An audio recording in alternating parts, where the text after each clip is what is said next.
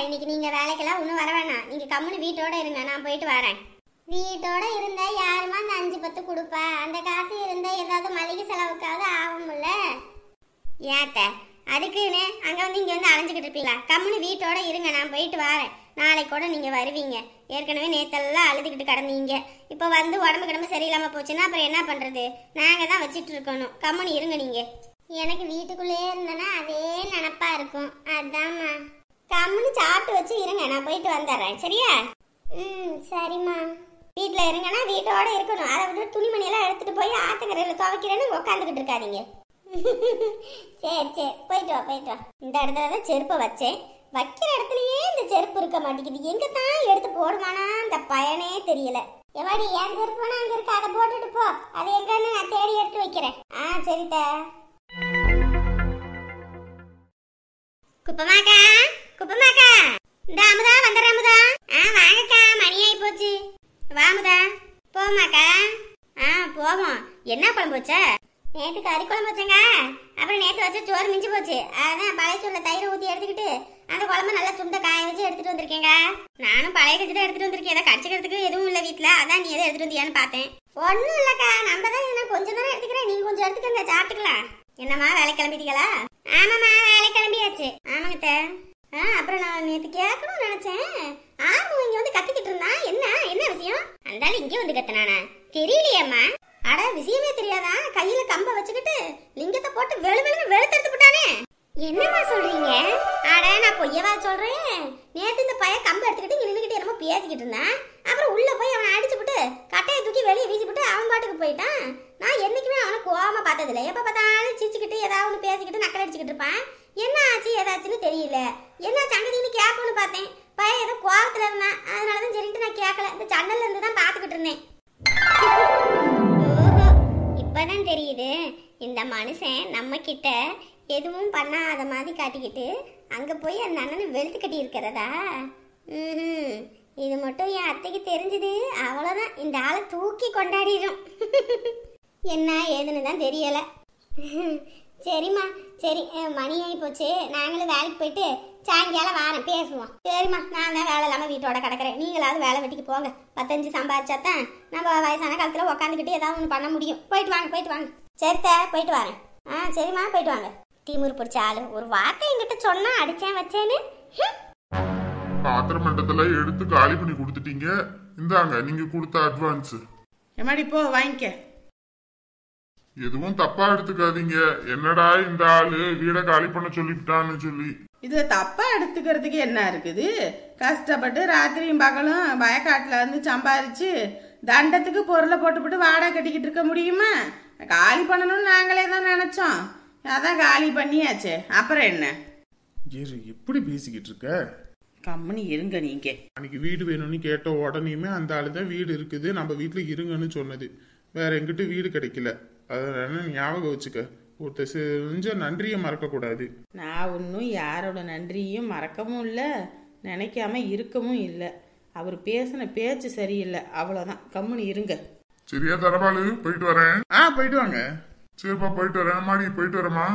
போயிட்டு வரேன். சரி சரி. ஏத்த இப்படி பேசிட்டீங்க? பின்ன என்னம்மா, என்னமோ இவன் தான் உலகத்துல இல்லாத வீட்டை கட்டி வச்சிருக்கிற மாதிரியும் என்னமோ அந்த வீட்டை நம்ம என்னமோ உடச்சி தள்ளிட்ட மாதிரியும் பேசிக்கிட்டு இருக்கேன். ஜாமான வச்சாலும் டெய்லி வீடு வாசல் கூட்டிக்கிட்டு தான் இருக்குது. என்ன நம்ம போய் அங்கே புழங்குறதில்ல வைக்கிறது இல்லை. இங்கே நீங்கள் இருந்துக்கிறீங்க, அதுக்கு போய் அந்த பேச்சு பேசிக்கிட்டு இருக்கிறது. அம்மா விடுங்கம்மா, அதான் முடிஞ்சு போச்சு இல்ல. என்னடா முடிஞ்சு போச்சுன்னு என்ன விட சொல்ற? எப்படியெல்லாம் பேசுறது? என்னமோ சுருக்கு சுருக்குன்னு என்னமோ இந்த ஆளுகிட்ட மட்டும் வீடு இருக்குன்ற மாதிரி. என்னதான் இருந்தாலும் பழச என்னைக்கு மறந்துடக்கூடாது. அந்த காலத்துல எல்லாம் அவங்களுக்கு சாப்பாட்டுக்கே வழி இல்லாம கஷ்டப்பட்டுக்கிட்டு தெரிஞ்சாங்க. உங்க அப்பா தான் தனக்கு வச்சிருந்த சாப்பாடெல்லாம் அவருக்கு கொடுத்து எல்லாம் வளர்த்து விட்டாரு. இன்னைக்கு பாரு, வாழ்வு வந்துருச்சுன்னோனையும் பழச மறந்துட்டு எப்படி பேசுறாங்கன்னு. இவரு செஞ்ச நன்றிய நம்ம மறந்தாலும் சரி, அது கடவுளுக்கு தெரியும். அவங்க மறந்தாங்கன்னா அது அவங்களோட விடு. 4 காசு பணம் வந்தா பழச மறந்துடக்கூடாது. இந்தாங்க மாமா இந்த பணம். ஏமாடி அதை நீங்களே பேங்க்ல போட்டுக்கோங்க. அப்பா ஏன்பா நீங்க வச்சுக்கோங்க, அதெல்லாம் ஒண்ணு வேணா. நீங்க பேங்க்ல போட்டுக்கோங்க. ஏதாவது செலவுக்கு எதாவது தேவைப்படும் போது எடுத்துக்கலாம். என்னங்க மாமா, அப்ப அக்கவுண்ட்ல போட்டு வந்துருங்க. ஆ சரி. ஆமா மாமா, ஒரு நிமிஷம். என்ன? இல்ல, பேங்க்ல போட்டா அது அப்படியே தான் கிடக்கும், அதனால ஒரு யூஸும் இல்ல. ஏதாவது தேவைப்படும் போது எடுத்துக்குவோம். ஆனா நகையில போட்டோம்னா அது அப்படியே பல மடங்கு ஆகும்ல, அதனால நகை வாங்கிடலாமா? அடி பாவி, என் பொண்டாட்டி நகைக்கடையில வேலை செய்யறான்றதுக்கோசரம் என்ன மாதிரி யோசிக்கிற? இதுல சிரிப்பு வேற. ஏதோ ஒரு நகையை வாங்கிட்டு வந்து வை. சரி.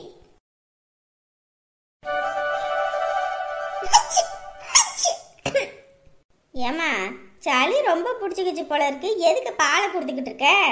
இல்லத்த, பால்ல மிளகும் மஞ்சத்தூளும் போட்டு கலந்து நல்லா காய வச்சுதான் கொடுத்துருக்கேத்த. குடிக்கட்டும். சோறும் ஒழுங்கா சாப்பிட மாட்டேங்கிறான்ல. ஆஸ்பத்திரிக்கு எதுவும் கூட்டிட்டு போயிட்டு வந்திருக்கலாம். நேத்தே சொல்லி இருந்திருக்கலாம் இல்லம்மா? இல்ல மாமா, நேத்தெல்லாம் கம்மியா தான் இருந்துச்சு. அன்னைக்கு கொடுத்த மருந்தே கொடுத்துட்டேன். இன்னைக்குதான் கொஞ்சம் ஓவரா இருக்குது. பார்த்துட்டு தான் கொண்டு போய் ஊசி எதுவும் போட்டு வரணும். சரிம்மா, என்னன்னு பார்த்து சொல்லுங்க. ஆஸ்பத்திரிக்கு போயிட்டு வந்துடலாம். கொஞ்சமா இருக்கும்போதே எதா இருந்தாலும் பார்த்து கவனிச்சிடணும். ரொம்ப அதிகமா விட்டோம்னா அப்புறம் உடம்பு செல்லாம ஆயிரும்.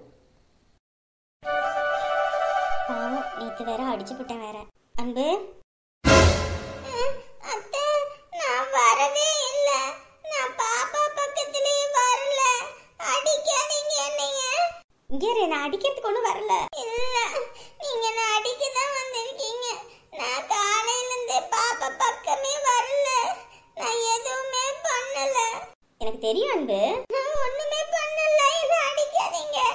நேத்து கோவத்துல ஏதோ பிள்ளைய அடிச்சிட்டேன். இன்னைக்கு பக்கத்துல கூட வர மாட்டேங்கிறாளே. எனக்கு ஏன் இப்படி கோவம் வருதுன்னே தெரியல. அப்பா, மண்டையே வெடிக்கிற மாதிரி இருக்கு. உமா, உமா. என்னம்மா? துணியை துவைக்கணும். துணியெல்லாம் எடுத்துட்டு வந்து போடுங்க. சரிம்மா. வீட்டுக்கு பின்னாடி பக்கெட் வச்சிருக்கேன் பாரு, அந்த துணியெல்லாம் எடுத்து போடு. எப்பயும் என் துணியையும் அத்தை தான் துவைப்பாங்க. இன்னைக்கு ஒரு வார்த்தை கேட்கறாங்களான்னு பாத்தியா? ஏமா, துணி துவைக்க போறியா? ஆமா, ஒரு வாரம் ஆகி போச்சுல, துணி மண்டி போச்சு. அப்படியே வச்சுக்கிட்டு இருந்தோம்னா துணி சேர்ந்துக்கிட்டு தான் போகும், குறைஞ்சிக்கிட்டா போகும். உன் தம்பி காலையிலே சட்டை இல்ல, ஒரு துவைச்சு போடலாம்ல அப்படி இப்படின்னு கத்திக்கிட்டு போனேன். அதனால தான் துணி எடுத்து போடுங்க துவைக்கிறதுக்கு. சரிம்மா.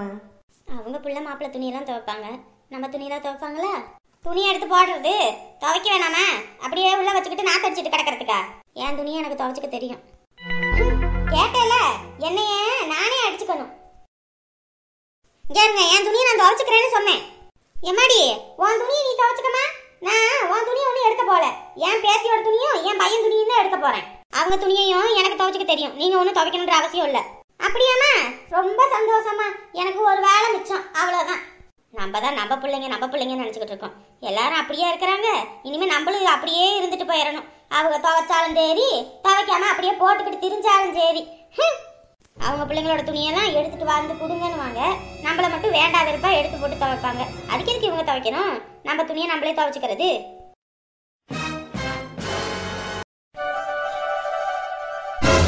என்னடா இது, நல்லா தானே போய்கிட்டு இருந்துச்சு. இந்த வண்டிக்கு என்ன வந்துச்சு, நின்னு போச்சு? பெட்ரோல் எதுவும் இல்லையா? நேத்து காலையில தானே 100 ரூபாய்க்கு அடிச்சேன். அதுக்குள்ள எப்படி தீரும்? என்ன வேற என்ன பிரச்சனைன்னு தெரியலையே. என்னடா இது, வண்டி ஸ்டார்ட் ஆகவே மாட்டேங்குது. என்ன பிரச்சனைன்னு தெரியலையே. ஐயோ, இந்த பாமெல்லாம் கொண்டு போய் வேற குடுக்க சொல்லி இருக்காங்க. இது வேற ஸ்டார்ட் ஆக மாட்டேங்குது. என்ன பண்றது? அட்டா மணிதா, கொஞ்சம் ஆட்டி புட்டா அடங்கிட்டு வே மணிதா. ஐயோ, இப்ப இந்த வண்டியை வச்சுக்கிட்டு எப்படி டவுன் வரைக்கும் போக முடியும்? வீட்டுல இருந்து யாரையாவது பெட்ரோல் வாங்கிட்டு எதுவும் வர சொல்லுவோமா? பெட்ரோல் தான் தீர்ந்து போச்சு. எங்கேயும் எடுத்துட்டு போலியே, எப்படி தீர்ந்துருக்கும்? வீட்டுல இருக்கிறவங்கள என்னத்த சொல்றதுன்னு தெரியல. கம்முனே இருக்கிறது இல்ல. வண்டி எடுத்துக்கிட்டு அங்கேயும் இங்கேயும் போக வேண்டியது. மனுஷன் வெளியே போகும்போது பெட்ரோல் இல்லாம வழியில நிக்க வேண்டியதா இருக்கு. சரி, போன பண்ணுவோம். அவசரத்துக்கு ஒரு போன் பண்ணா எடுக்கிறாங்களா என்ன? இதுங்களுக்கு எதுக்குதான் போன் தெரியல. தண்ணி வண்டி, தண்ணி வண்டி இல்லையா? அடடே தலைவரே, வாயா வாயா, இங்க வாயா. சொல்லுங்க தலைவரே. என்னையா பாத்துட்டும் பார்க்காத மாதிரி போற? பார்த்தா பார்க்காத மாதிரி தான் தலைவர் போகணும். பார்த்தா பேச வேண்டியது வரும்ல, அதனாலதான். காலையிலேயே வாயா. சரியா, பெட்ரோல் இருந்தா குடுத்துட்டு போயா. ஏன் தலைவரே, நான் என்ன பெட்ரோல் கிணறா வச்சிருக்கிறேன் நீங்க கேட்டோன்னு எடுத்து கொடுக்கறதுக்கு?